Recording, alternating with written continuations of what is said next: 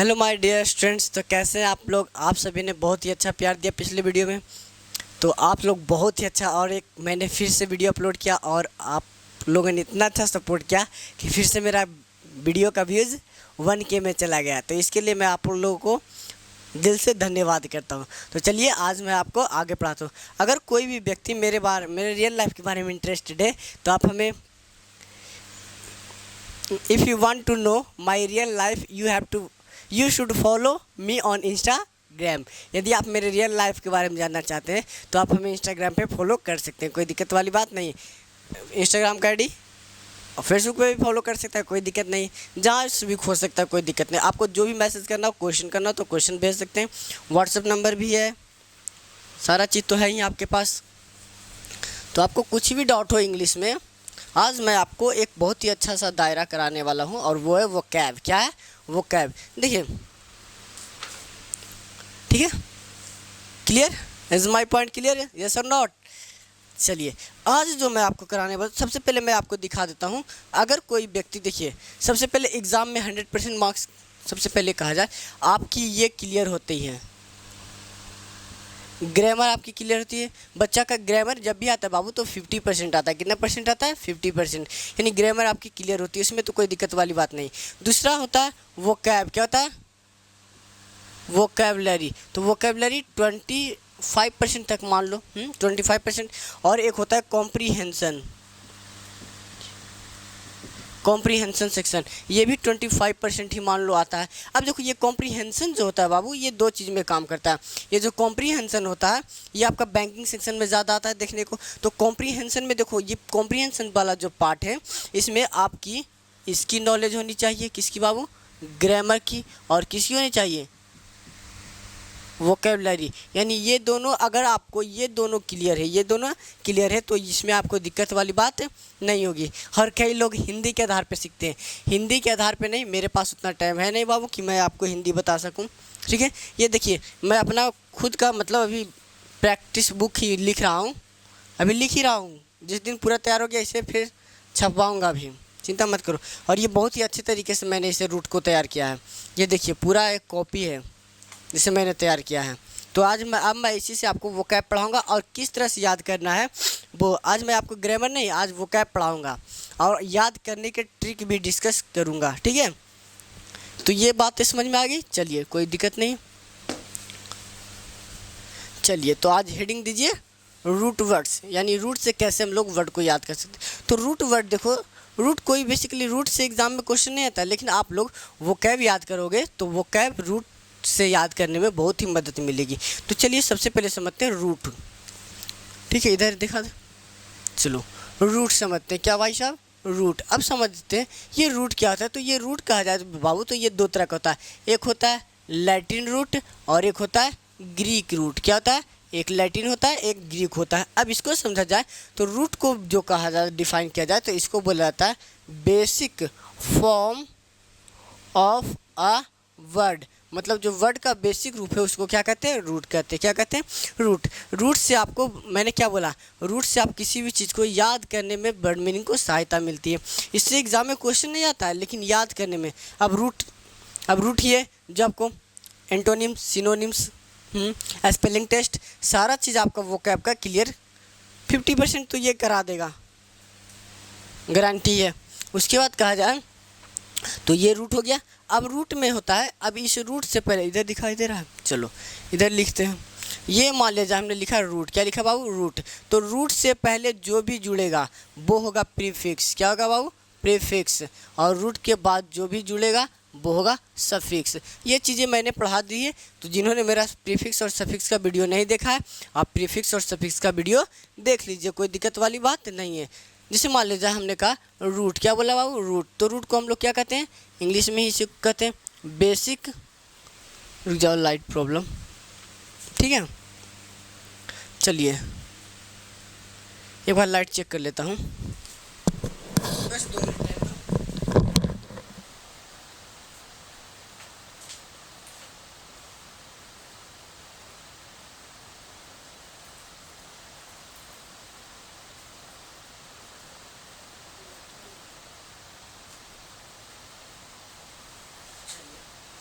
गया तो कभी कभी इशू आ जाती है। ठीक है,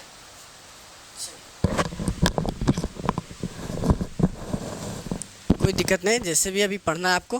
तो सबसे पहले आपको हमने कहा बेसिक फॉर्म, क्या बोला बाबू रूट को, basic form of a word, basic form of a word, यानी वर्ड का जो बेसिक रूप होता है उसे रूट कहते हैं। जैसे मान लीजिए हमने आपके सामने एक वर्ड लिखा HONESTY, ऑनेस्टी, तो इसमें मेन शब्द क्या था बाबू, ऑनेस्ट। आपने बाद में क्या जोड़ा, बाई, तो ये बाई क्या हो गया, सफिक्स हो गया। क्या हो गया भाई साहब, सफिक्स हो गया। प्रीफिक्स सफिक्स का वीडियो जिन्होंने नहीं देखा होगा तो वो मेरा प्रीफिक्स सफिक्स का वीडियो ज़रूर देख लें, क्योंकि यहाँ से आपको प्रीफिक्स और सफिक्स से काम करती है रूट में। चलिए ठीक है, आप हमें फेसबुक इंस्टाग्राम जहाँ भी खोजना चाहे खोज सकते, कोई दिक्कत वाली बात नहीं है। चलिए अब मैं आपके सामने पहला वर्ड लिखता हूँ, रूट वर्ड में किस तरह से याद करते हैं। तो रूट को तोड़ने के लिए सबसे पहला वर्ड है अबायोटिक। क्या बोला हमने, साथ साथ बोलना है आपको, इधर दिखाई दे रहा है। चलिए पहला वर्ड हमने बोला अबायोटिक, बड़ा बड़ा, चलो नहीं जैसे लिखता हूँ, अबायोटिक, ABIOTIC, अबायोटिक पहला वर्ड है। क्या है, अबायोटिक। देखो अब इसको तोड़ेंगे तो सबसे पहले कहा जाए अबायोटिक, तो आ का मतलब क्या होता है बाबू, तो आ का मतलब एक तो नॉट होता है, या फिर कहीं कहीं इसी को दिया रहता है विदाउट, क्या दिया जाता है, विदाउट। और बायो का मतलब हो गया लाइफ, बायो का मतलब क्या हो गया, लाइफ। और टिक जिसमें भी जुड़ता है वो एडजेक्टिव बनाने का काम करता है। ये 80% तक के काम चलता है सही, यानी टिक जिसमें भी जुड़ता है वो क्या बनाता है, एडजेक्टिव बनाने का काम करता है। तो देखो नॉट लाइफ, यानी जिसमें लाइफ हो ही नहीं, तो इसका मीनिंग क्या निकल गया बाबू, absence, ABSENC, absence of life, जिसमें जीवन हो ही नहीं उसे क्या कहा जाता है, अबायोटिक कहा जाता है। The next word we are talk to about, the दूसरा वर्ड है अबायो, पहले तो अबायोटिक हो गया, दूसरा है अकार्पस, ACARPOUS, अकार्पस। क्या जी, अकार्पस। तो देखो हम सबसे पहले ए का मतलब क्या हो गया, इस ए को समझाए तो ए का मतलब नॉट हो गया बाबू, या फिर विदाउट कह लो, जो भी कह लो, कोई दिक्कत वाली बात नहीं है। और दूसरा है carp, CARP, carp, CARP, carp का मतलब होता है फ्रूट। क्या होता है बाबू, फ्रूट। और OUS जिसमें भी जोड़ते हैं वो एडजेक्टिव बनाने का काम करता है, पार्ट्स ऑफ स्पीच। देखो ध्यान से, जिस भी शब्द के अंत में US या फिर OUS जोड़ते हैं वो एडजेक्टिव बनाने का काम करते हैं। जिस भी अंत में IC या फिर TIC जुड़ता है वो भी क्या बनता है, एडजेक्टिव। ये भी जैसे मान लीजिए हमने आपके सामने एक वर्ड लिखा HISTORY, हिस्टोरी, तो आपने इसमें इक जोड़ा तो HISTORIC, हिस्टोरिक हो गया। ये भी क्या बन गया, एडजेक्टिव बन गया, नाउन से एडजेक्टिव। इतना दूर क्लियर है, is my point clear, yes और नो। चलिए अब आगे पढ़ाते हैं, आइए। ठीक है, तो ये तो हो गया। चलिए अब इसका मीनिंग लिख देते हैं। तो देखो अब ये क्या हुआ, तो ए का मतलब हो गया विदाउट बाबू, या फिर नॉट, नॉट फ्रूट मतलब जो उपजाऊ नहीं हो, जो उपजाऊ नहीं हो। तो इसका मीनिंग लिखा गया है नॉट प्रोड्यूसिंग फ्रूट, यानी इसका मीनिंग जो लिखेगा तो क्या होगा, not producing, PRODUCING, producing fruit, not producing fruit. इसी को आप लिख सकते हैं बैरन, BARREN, बैरन मतलब होता है बंजर। क्या होता है जी, बंजर। लिख देते हैं हिंदी में, हिंदी आपको मैं उतना सपोर्ट नहीं करूँगा। बंजर, बंजर भूमि देखा है जिसमें कोई भी चीज़ फसल नहीं उगती है, उसको क्या कहा जाता है, अकार्पस। क्या कहा जाता है, अकार्पस। द नेक्स्ट वर्ड है, तो अगला वर्ड है आपका एसेंट्रिक। रुक जाइए, कोई कॉल किया है।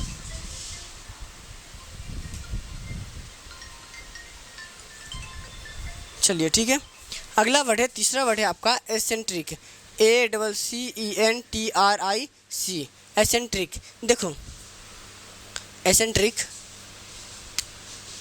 ACENTRIC, तो एसेंट्रिक को समझा जाए बाबू तो ए का मतलब क्या हो गया, तो ए का मतलब तो हो गया नॉट, और सेंट्री, CENTR, सेंटर, सेंटर का मतलब CENTR, यार सेंटर का मतलब होता है बीच में। सेंटर का मतलब क्या होता है बाबू, बीच में। और ई के जुड़ते ही क्या बन गया, एडजेक्टिव। क्या बन गया, एडजेक्टिव। ई के जुड़ते ही क्या बन गया, एडजेक्टिव। तो इसका मीनिंग लिखेगा एसेंट्रिक का, यानी नॉट सेंटर मतलब जो बीच में नहीं हो, अकेंद्रीय जो बीच में नहीं हो उसे कहा जाता है।